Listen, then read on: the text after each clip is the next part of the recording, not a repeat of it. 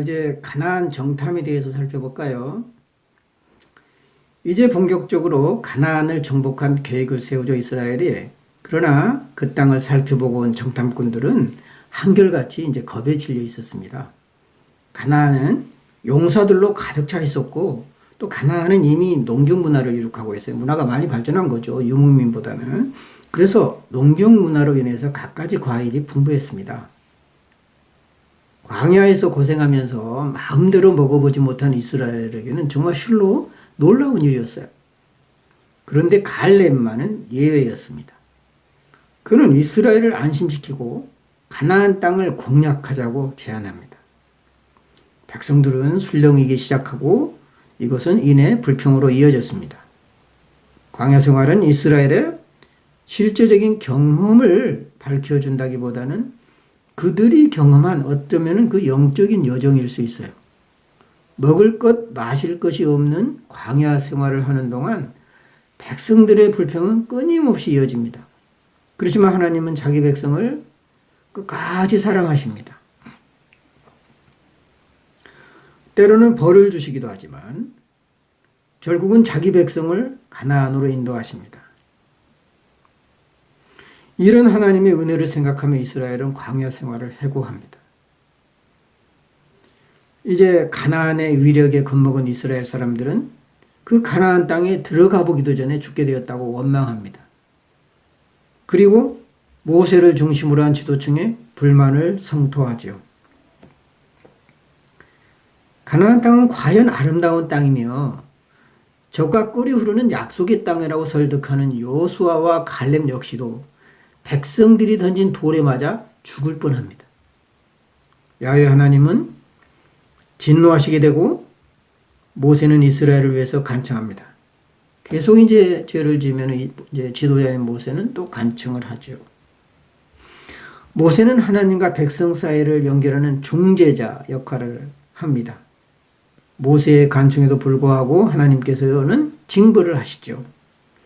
그것은 이집트를 탈출한 제1세대 중에 여호수아와 갈렙을 제외한 모든 사람은 가나안 땅을 밟을 수 없다는 겁니다. 근데 너희가 죄를 지었으니까 가나안 땅을 밟을 수가 없어. 이런 얘기들이 이제 성경에 자주 나와요. 다윗도 그렇잖아요. 너는 하나님의 아들이지만 너무 많은 사람들을 죽였어.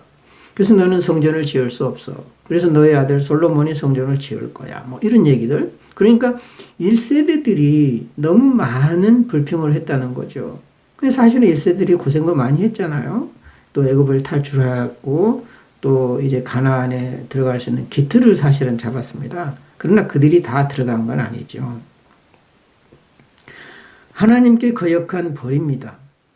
대신 그들의 후손인 제2세대가 약속의 땅으로 들어갈 것입니다. 2세대를 위한 인구조사가 민수기 26장에서 다시 실시된 것도 이런 이유입니다.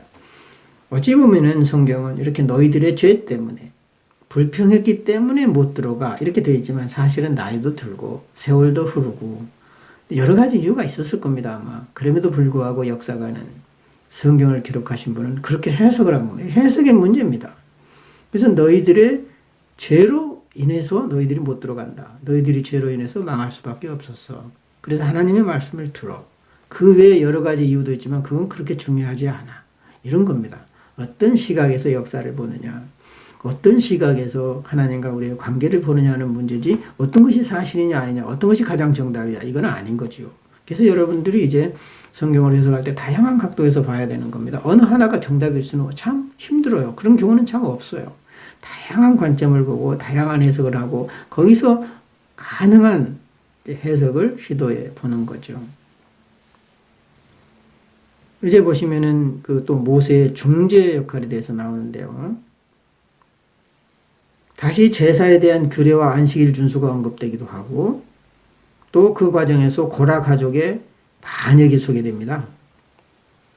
고라 가족이 있었어요. 이제 고라 가족에는 레위 자손인데 레위 자손으로 성막에서 일하는 특권이 부여됐음에도 불구하고 나도 아론처럼 제사장직에 도전할 수 있어. 뭐 이렇게 제사장직을 탐했습니다. 자기의 어떤 그 한계를 모를 때는 이제 굉장히 문제가 생기게 되죠. 아무리 그 일을 하고 싶어도 감당할 수 없는 사람이 있고 또 있는 사람이 있는 겁니다. 이로 인해서 고라의 가족은 산채로 땅에 묻히고 이스라엘 사람 모두 두려움에 떨게 되죠. 굉장히 이제 현대인들이 볼 때는 그런 거 가지고 이렇게 하느냐 알 수 있겠지만 특히 유목민들, 유랑하는 그 사람들한테는 법이 굉장히 엄했어요. 그래서 눈에는 눈, 이에는 이 이런 보복법이 나오겠는 이유도 강력한 법이 없으면 통제 불가능했거든요. 그래서 이제 이런 상황이 있었습니다. 틈만 나면 이스라엘은 반역하고 하나님께서는 징벌하시고 모세는 이스라엘을 위해서 하나님께 자비를 구합니다. 어찌 보면은 병 주고 약 주는 것처럼 이제 이런 패턴이 돌아갑니다. 원인은 모세에게 주로 있었어요. 사람들은 모세의 지도력을 의심하고 그의 권위에 도전하는 이스라엘을 모세 대신 하나님이 징벌합니다. 모세가 징벌을 하지 않고 하나님이 징벌하시는 거죠. 자신의 권위에 도전하는 이스라엘을 위해서 간청하는 모세는 마치 자기한테 도전을 했는데 하나님이 징벌을 해주면 또 말리는 이런 식이 되죠. 싸움 말리는 신우이로 보일 수도 있습니다. 이스라엘은 또 모세를 거역할 것입니다. 그 거역은 하나님께 반역한 것이 되고 또 어느 정도 대가를 치르겠죠. 이스라엘의 반역과 하나님의 징벌, 계속해서 반역하고 하나님은 징벌하시고 그것이 우리의 삶의 모습이 아닐까요? 살기 좋고 배가 부르고 편하면 아무 말이 없다가도 조금이라도 불편하면 원망을 늘어놓습니다. 너무 우리가 잘 살았지 않습니까? 어찌 보면은. 그런데 이제 코로나19라든가 이렇게 감염병이 있을 때 격리 조치를 하고 또 잠깐 외국에 나가다 들어오면 14일 동안 머물러야 되고 이런 규칙을 지키기가 답답하겠죠, 물론. 그렇지만 그것이 답답하다고 그래서 몰래 나와가지고서 다른 사람한테 감염시키고 전염시키고 또 이런 일이 있으면 이제 안 된다는 거죠. 늘 우리는 이런 우리의 어떤 삶이 그 반역의 삶인지도 모르겠어요. 하나님께 반항하는 마치 어린아이가 자녀가 부모에 대한 그 반항의 삶을 하면서 또 성장하듯이 말입니다. 그는 또 어떤 성장일지 모르겠습니다만 사실은 성장하는 과정에서 어떤 늘 바람직한 일이 일어나지는 않아요. 근데 이제 그렇기 때문에 모세는 그런 가능성을 두고 또 중재하고 용서를 구했던 겁니다. 모세는 이스라엘 민족의 위대한 지도자였음이 분명합니다. 그러나 그는 많은 도전에 직면해야 했습니다. 그 도전에 직면해서 모세는 하나님의 징벌을 통해서 간접적으로 대처했어요. 직접적으로 자기가 이제 이스라엘 백성을 벌하기보다는 하나님의 벌 주시고 약간의 벌을 받고 또 중재해서 용서를 구하는 이런 방식을 택한 거죠. 모세에게 도전하는 것은 곧 하나님께 도전한 것으로 간주되었기 때문에 그렇습니다.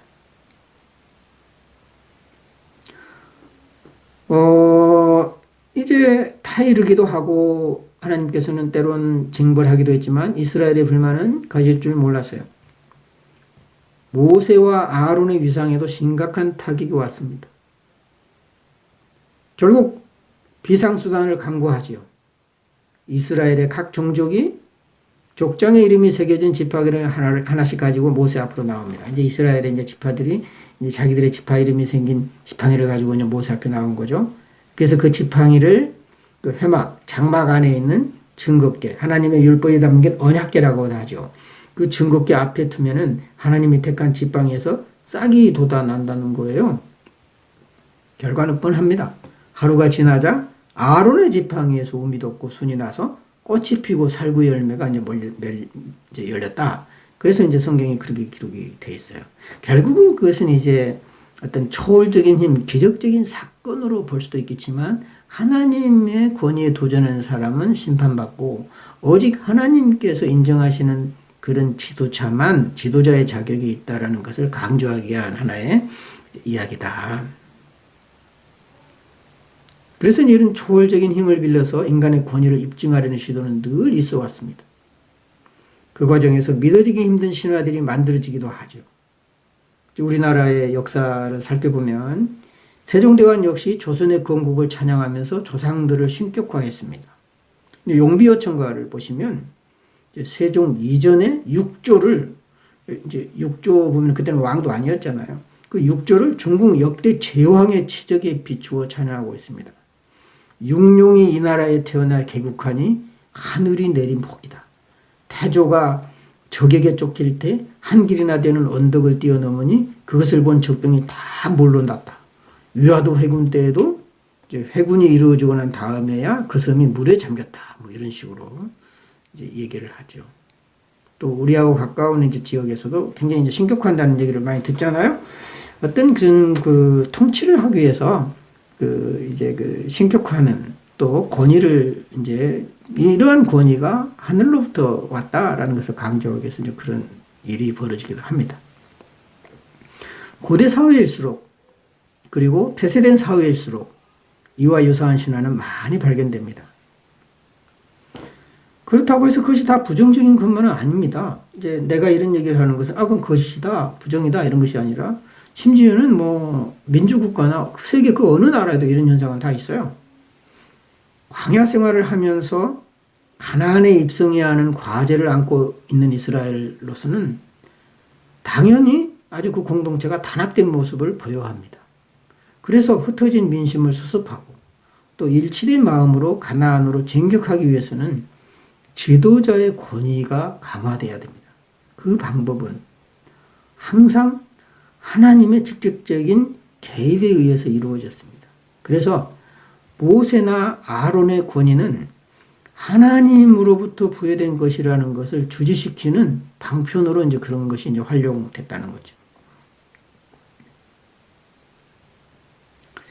입지가 강화된 아론의 가문은 해막에서의 일을 원활히 수행하도록 배려되었고 또 백성들이 바치는 11조를 이제 레위 가문이 이제 차지해서 또 이제 거기서 식량으로 먹고 이제 또 제사 규정에 이제 필요할 때 이제 하는 모든 비용을 충당했다는 거죠. 그래서 그 11조의 11조를 하나님께 바치고 나머지는 레위 지파의 양식으로 또 사용했습니다. 하나님께 바쳐진 거룩한 제물을 먹는 레위 사람들은 따라서 거룩하게 성별돼야 하고 또 부정한 것에 접촉해서는 안 됐습니다. 제사장은 희생제사를 바친 후에 입었던 옷을 빨고 진에 들어가야 하며 또 시체를 만진 사람도 정결하게 되는 의식을 거친 다음에야 이제 공동체로 돌아올 수가 있었습니다.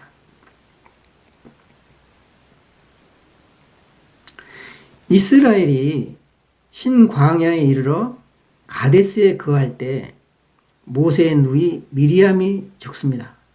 그리고 또 백성의 원망은 또다시 시작됩니다. 바위를 쳐서 생수를 달라고 하는 백성들의 요구는 끊임없이 이어지고 또 모세는 거기에 굉장히 식상해하죠. 이 과정에서 모세의 군대는 에돔 지역을 통과해야만 했습니다. 이스라엘이 이집트를 탈출해서 제일 먼저 만난 그 이방 나라가 에돔이었습니다. 이스라엘의 이제 그 주변 나라 중에서 그들이 거절합니다. 길을 터달라고 그러니까. 그래서 이제 다른 길로 이스라엘이 돌아가는데 호르마에서 아랏을 격퇴하고 아모리 왕 시혼을 물리치기도 합니다. 그 사이 또다시 원망하는 백성들에게 하나님께서는 불뱀을 보내서 징벌하십니다. 그리고 또 모세는 또 그들을 위해서 간청하는 기도를 하죠. 모세가 이제 노쇠로 불뱀을 만들어요. 이제 구리로, 구리뱀이라고도 하죠. 불뱀을 만들어서 높은 장대에 매달아 놓습니다. 그래서 실제 불뱀에 몰린 사람들이 그 높은 장대에 있는 구리뱀을 보면 이제 살게 됐다. 이제 이런 거죠. 굉장히 주술적인 거예요, 이것도. 이제 그래서 이것이 이제 후대에까지 전해져 가지고 노쇠로 만든 불뱀이 이제 신격화되기까지 우상숭배까지 이제 되는 거예요. 그래서 이제 유다의 히스기야 왕은 이런 폐습을 없애고 종교 개혁을 시도했던 장본인이었습니다. 아무리 좋은 것도 그 당시 이제 모세가 했다고 해서 그 다음 사람들이 또 써먹으니까 이제 이것이 이제 그 폐해가 된 거죠. 그래서 이제 금하게 되는 이런 일이 후대에 있었다.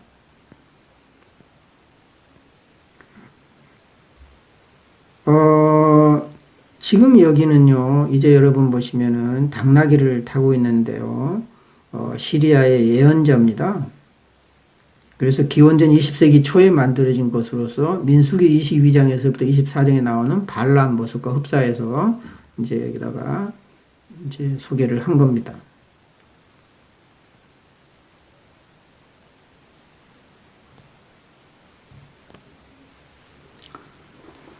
발람 이야기를 살펴보면은요, 이제 민수기 22장에서부터 24장에 이제 소개되는데요. 이스라엘이 가까이 온다는 말을 듣고 이제 모압 왕이 이제 겁에 질렸습니다. 그래서 그 모압 왕 발락이 바알의 예언자였던 발람을 불러서 이스라엘을 저주하게 만듭니다. 그러니까 이스라엘이 오니까 우리한테 해가 되니까 그들 망하게 해라, 이제 저주하게 만들어요. 그러나 발람은 여호와 하나님의 신탁을 받아서 저주하는 대신에 오히려 이스라엘을 축복하는 예언을 하게 되죠. 그러니까 부른 사람의 말을 안 듣고 반대로 예언을 하게 됐다는 거죠. 그래서 이제 성경에 나오는 발람 이야기와 유사한 내용이 그 모압 지역에서 실제로 발견돼요. 그 문헌으로. 당시 모압 지방에 실제로 활동했던 발람이라는 예언자가 있었습니다. 이스라엘은 그 유명한 예언자의 말을 빌어서 이스라엘을 축복하게 한 하나님의 능력을 찬양하고 있죠. 모압 평지에 머무는 도중에 이스라엘 사람들은 모압 여인과 음행하면서 모압의 신인 바알을 섬긴 사건이 또 발생합니다.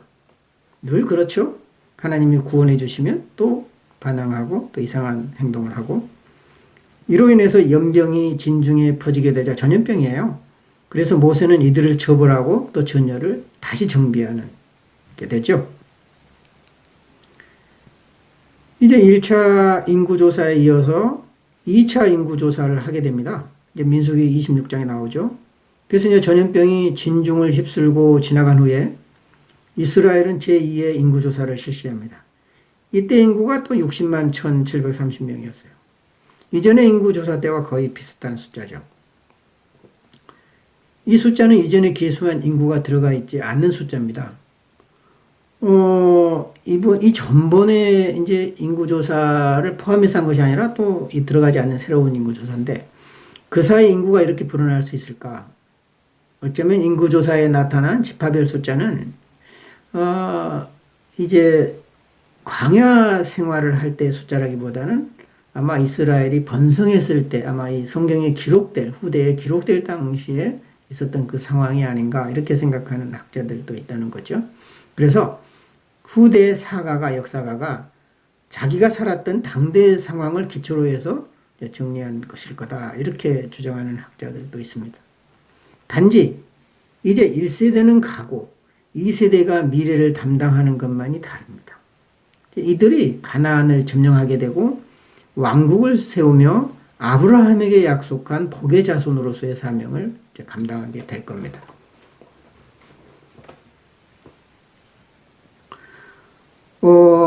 이어지는 이야기를 통해서 안식일과 또 각종 절기에 따른 제물의 종류가 열거됩니다.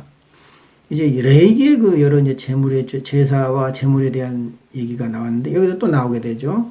소원법이 다시 제기되면서 좀 더 진부한 모습을 보여줍니다. 여인이 소원을 할 때 남편이 의를 제기하지 않을 때 실행할 수 있죠. 그런데 남편이 그 아내가 소원한 거를 반대하면 또 할 수가 없었어요. 굉장히 남성 중심적이죠. 그래서 이 규정은 일견 보기에는 여성 차별적인 법령으로 보입니다. 또 어떻게 보면 근데 남편의 동의 없이 행해진 또 그런 동의가 없이 단독으로 했다 그러면 그 가정에 이제 그 일치가 안 되는 거 아니겠어요? 의견 일치가. 이제 그것이 이제 또 그 가정은 또 공동체의 중요한 구성 요소이기 때문에 전체 공동체의 질서를 유지하는데 굉장히 해가 됐다는 거죠. 그래서 처벌한 것 같아요. 꼭 여자니까 그렇다, 그것이 아니라.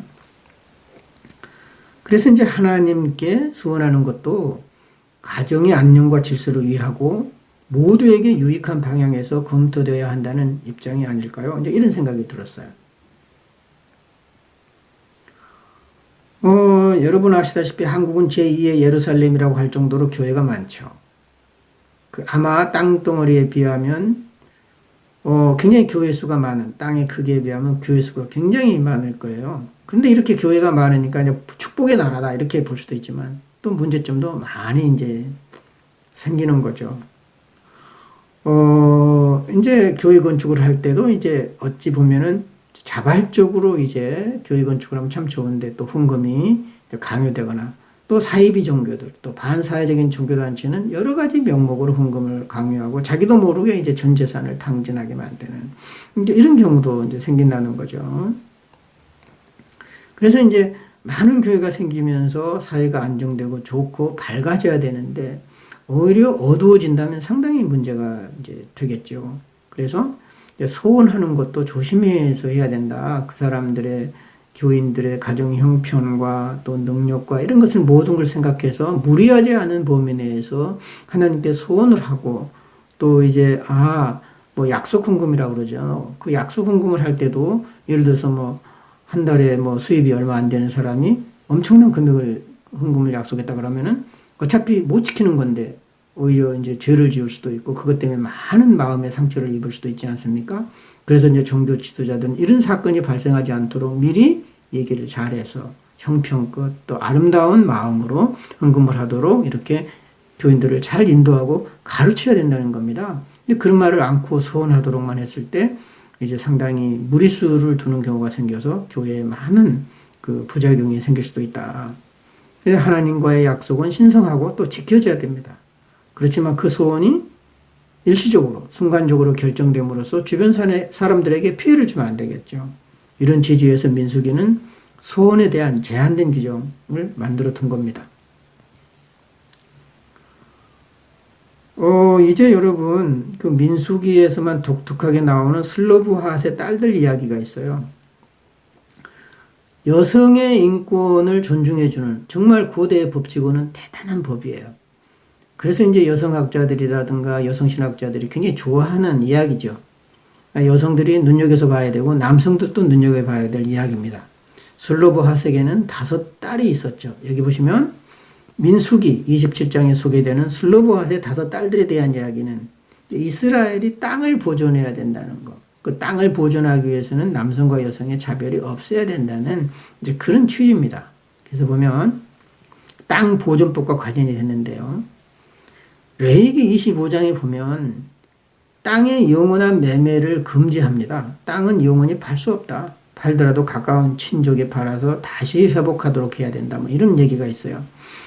어떤 이가 가난해서 남에게 땅을 팔고 난 후에 되찾을 능력이 없을 때 가까운 동족이 그 땅을 사서 가문의 재산을 보존해야 됩니다. 만일 그럴 형편도 되지 못하면 희년이 돌아오면 모든 것을 돌려받게 되어 있어요. 이제 50년 그 희년에 대해서 제가 또 말씀드렸죠. 하지만 성서는 그런 어떤 이제 아들에게 이제 계승이 되고 아들도 웃으면 가까운 친족이 계승이 되고 이제 이런 법이 있지만 성서는 계승자가 없는 경우, 즉 아들이 없이 죽은 사람의 상속권에 대해서 자세하게 언급을 안 해요. 그래서 가까운 건족이 땅을 사서 가문의 재산을 보호해야 된다는 규정을 확대 해석하면 아들이 없이 죽어간 사람의 땅도 마땅히 가까운 친족이 책임져야 할 것 같아요.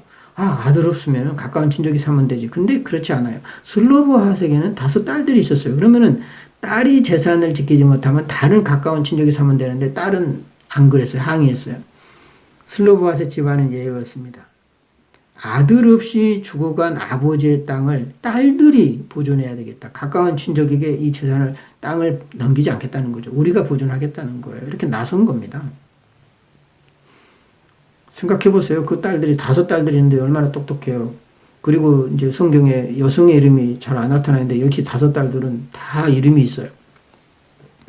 거기 보시면은 5딸들이 회막 앞에서 모세를 비롯한 지도자와 온 백성 앞에서 아들이 없이 죽어간 아버지의 땅을 자기들에게 딸에게 줘야 된다. 이렇게 얘기를 합니다. 대단하죠? 그래서 모세가 그들의 하소연을 듣고서 네 말이 옳다. 그래서 그 딸들에게 아버지 유산을 물려주게 했습니다. 이 이야기는 아들 없이 죽어간 경우에 대한 법률이 아직 정해지지 않았을 때 발생한 사건을 배경으로 하고 있습니다. 이제 이 사건을 계기로 구체적인 법 조항이 만들어지죠. 나중에 이제 이런 얘기가 나옵니다. 아들이 없이 죽으면 아비의 재산이 딸에게로 돌아가며, 이제 이게 딸이 들어가고, 원래 딸은 못 받게 돼 있었는데, 이 슬로보와 이제 5딸들이 이제 주장을 해서 통과된 거죠. 딸도 없거든 아비의 형제에게 넘어가며, 형제도 없거든 가까운 친족에게로 넘어간다. 그래서 이제 오늘날의 이제 민법으로 말하자면 상속의 순서를 구체적으로 정하게 된 거죠. 그래서 슬로보아스의 딸들이 보여준 용기는 남성 중심적인 고대 이스라엘의 편파적인 법률을 수정하게끔 대단한 일을 한 거예요. 근데 이게 전부가 아니에요. 보세요. 하지만 이야기는 여기서 끝나지 않습니다. 5딸들의 하소연만으로는 가부장적 사회체제가 하루아침에 변화되는 것은 아니기 때문에 그렇습니다. 아버지의 땅을 지키기 위해서는 딸들은 그에 상응하는 희생을 감수해야만 했어요. 우리가 땅을 지킬 거다. 사실은 땅은 아들에 의해서 계승되고 그 아들의 이름으로 지켜지고 이랬거든요. 그러면은 그리고 또 그 지파의 경계를 넘어가지 못하게 돼 있어요. 그 땅의 소유가. 레이 사람들, 예를 들어서 레이는 이제 레이 사람들은 땅을 갖지 못했지만 다른 지파들이 있으면은 그 땅에 대해서 그 지파 안에서 보존을 해야 된다는 거죠. 여기 보시면은 만일 슬로바스의 딸들이 다른 지파로 시집을 가게 되면 아버지의 땅이, 즉 기업이, 재산이 시집간 지파에게 속하게 됩니다.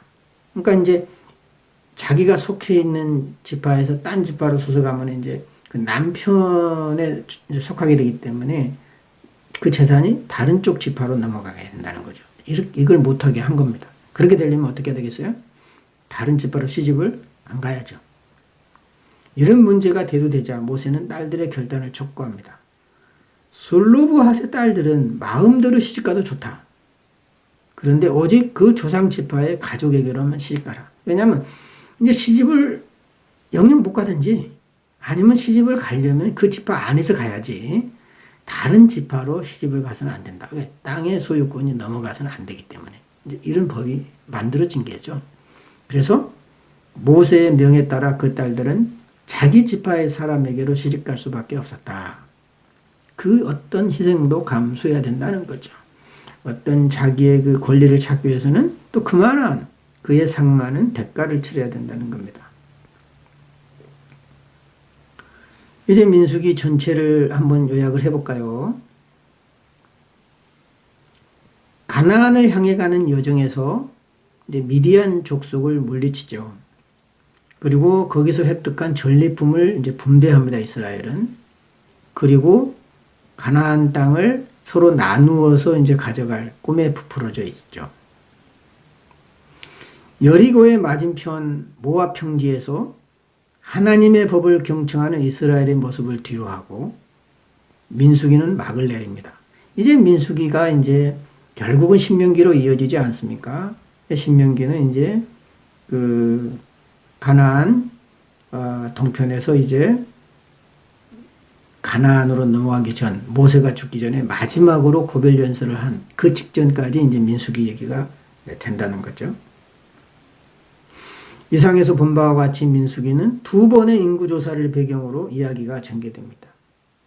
그리고 그 이야기 사이사이에 여러 가지 규정들이 소개되죠. 뭐 소원법이라든가 제사장법이라든가 제물이라든가 또 뭐 여러 가지 것들이 이제 뭐 재판법이라든가 여러 가지 법들이 이제 소개가 되지 않습니까?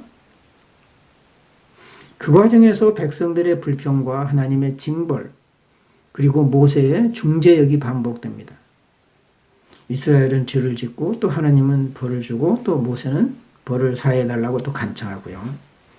어쩌면 짜증스럽기까지 하는 이 반복적인 소설은 현대 독자들에게 굉장히 무료하게 느껴질 수도 있습니다. 그래서 독자들은 오경을 한 권의 책으로 간주하면서 읽어야 됩니다. 여기저기 내용이 서로 보충적이라는 거예요. 그리고 또 반복되는 구절이 참 많아요.